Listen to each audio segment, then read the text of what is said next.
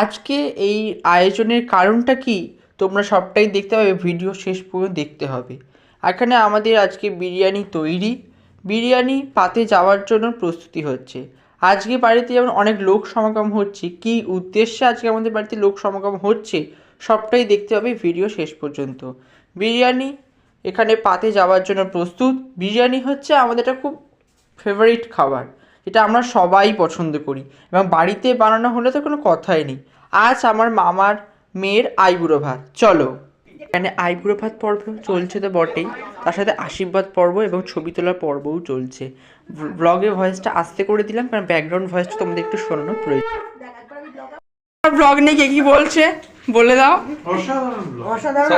আমার দিকে দেখা, আমরা পাশে আছি, সবাই লাইক করবেন, সাবস্ক্রাইব করবেন, অনেক অনেক শেয়ার করবেন, শেয়ার করবেন এবং ফলো করবেন, কমেন্টও করবেন,